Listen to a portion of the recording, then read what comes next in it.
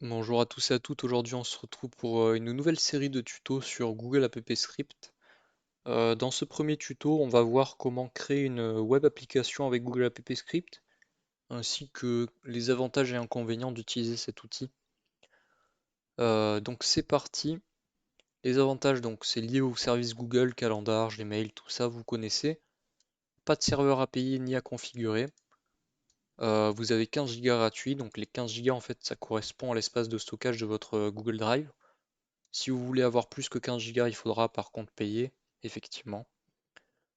Autre avantage, la documentation est vraiment très complète, je vais vous montrer rapidement. Voilà, là donc on a la visibilité de à quoi ressemble la documentation Google App Script. Vous voyez, vous avez un sommaire, vous avez plein de menus ici, une barre de recherche en haut à droite, et la documentation est vraiment très fournie. Merci aux personnes de Google qui ont fait ça en tout cas. Petit inconvénient, la documentation est en anglais, donc il faudra connaître un peu d'anglais ou alors utiliser Google Traduction, ou alors regarder mes tutos, c'est aussi une autre possibilité. Autre avantage, c'est accessible si vous avez les bases en développement web, je pense JavaScript, PHP, HTML, CSS. Si vous connaissez un peu ça, vous pourrez vous débrouiller à peu près. De toute façon, si jamais vous avez certaines fonctionnalités que vous n'arrivez pas à utiliser, à faire fonctionner, vous pouvez toujours me laisser un commentaire, j'essaierai de faire un tuto dessus. Voilà, voilà. Inconvénient, confidentialité des données. Théoriquement, Google a accès à votre drive, donc il a accès à tous vos scripts. Bon, c'est à vous de voir.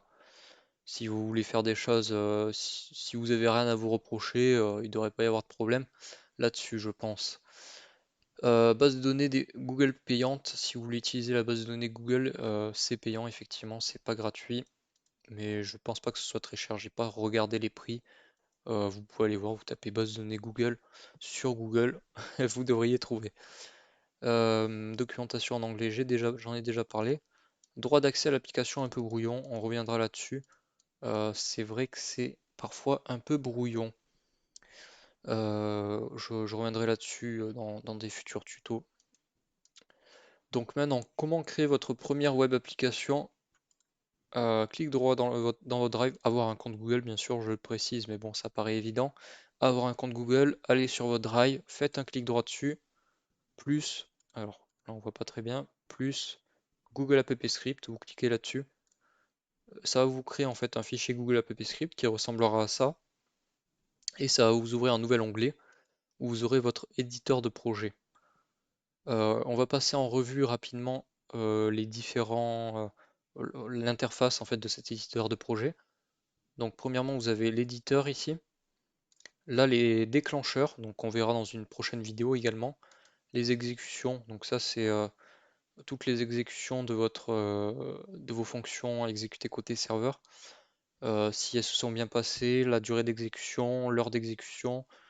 Si elles sont en échec, vous pourrez euh, paramétrer des notifications qui seront envoyées directement sur votre bot Google, donc ça peut être vraiment très utile. On verra ça dans de prochaines vidéos du coup. Euh, alors, petite notion à comprendre, exécution serveur et client. Donc code côté client, client side, code server side. Tout ce qui est Google Script, ça correspond en fait au script. Ce que vous voyez là, quand vous faites plus, vous créez un nouveau fichier script ou vous créez un nouveau fichier HTML. Vous n'avez pas le choix, il n'y a que ces deux fichiers-là. Vous ne pouvez pas créer de .js, de .css. Mais c'est pas très grave, vous allez voir. Parce que par exemple, pour créer votre CSS, vous allez créer juste un style sheet.html, mettre des balises style, et là vous pourrez mettre tout le CSS que vous voulez. Pour le JavaScript, c'est pareil. On met des balises script et on met entre ces balises tout le JavaScript que l'on veut. Alors, maintenant, comment est-ce que on fait pour créer ce fichier index, puisque le fichier index.html, il n'existe pas côté serveur. On va utiliser la fonction doGet. Donc ces fonctions, vous pouvez les retrouver directement dans la documentation Google. Vous avez en fait ce que j'appelle moi le squelette.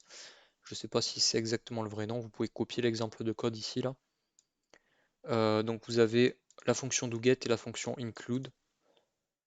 La fonction doGet, donc, là, on va mettre en fait tout le code qui va être exécuté au chargement de la page.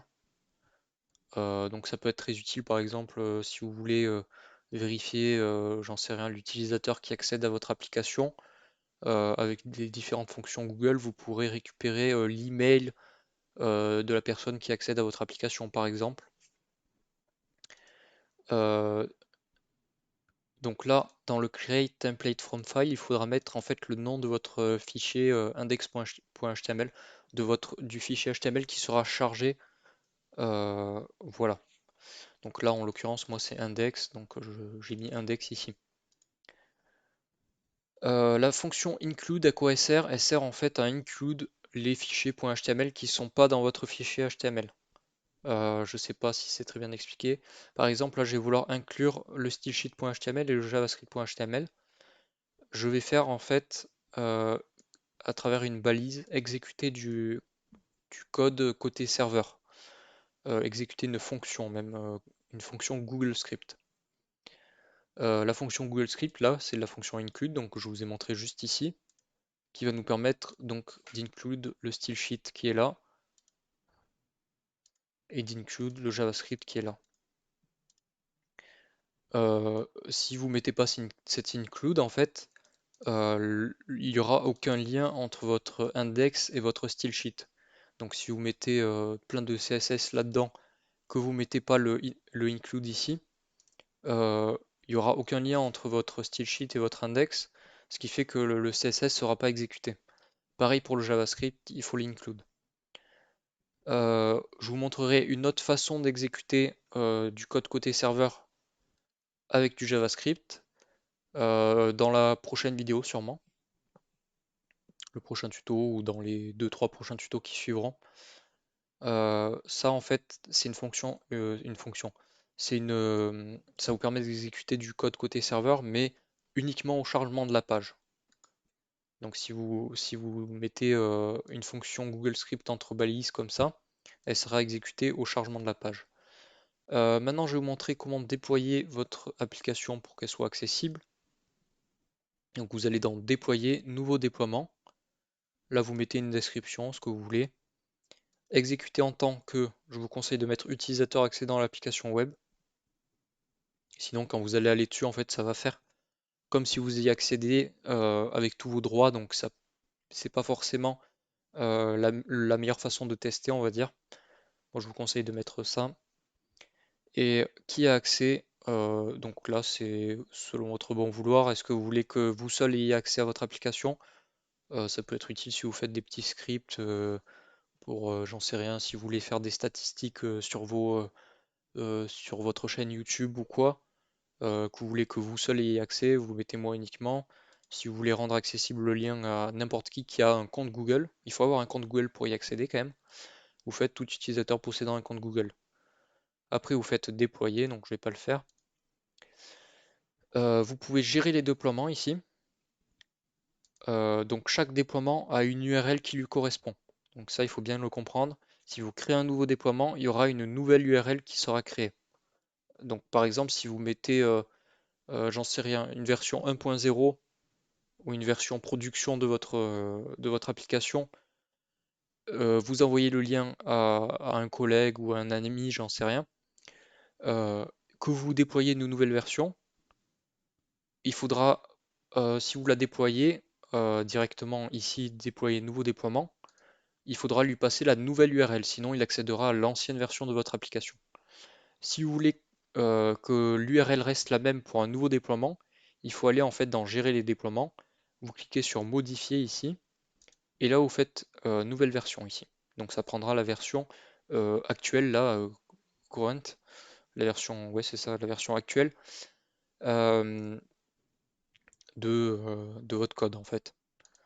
Et après vous faites donc nouvelle version, hop hop hop, déployer, mise à jour du déploiement, et donc là l'URL restera la même. Donc il faut bien faire attention à ça.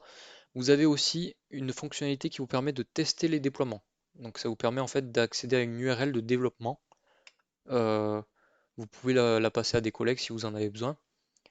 Et vous voyez là en fait j'accède à mon application en version développement et toutes les modifications que je fais là sont retranscrites directement en direct en fait. Donc là par exemple si je rajoute, j'en sais rien, une balise P, euh, bonjour,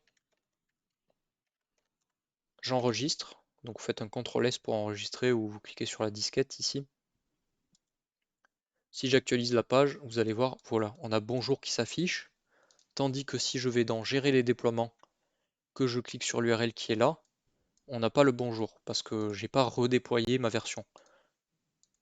J'espère que vous avez bien saisi ce concept de déploiement parce que c'est vraiment très important à comprendre. Je pense qu'on en a fini pour cette vidéo. Je vous ai montré les bases. Si vous voulez avoir accès donc à cette partie HTML Best Practice où il y a le squelette, vous avez juste à taper en fait directement dans la documentation Google, vous tapez HTML Best Practice, vous l'avez juste là, c'est ça là. Voilà. Et là vous avez accès donc au code.js, page.html, style sheet, JavaScript. Voilà, voilà. C'est tout pour cette vidéo. Si vous avez des commentaires à faire, n'hésitez pas. Ou si vous avez certains points sur lesquels vous bloquez en Google App Script, vous pouvez me le dire en commentaire. J'essaierai de faire une vidéo dessus si j'ai le temps et la motivation. Voilà, j'espère que cette vidéo vous aura plu, qu'elle vous aura appris comment créer votre première application web en tout cas. N'hésitez pas à laisser un petit pouce bleu. On se retrouve sur la prochaine vidéo. À plus tout le monde.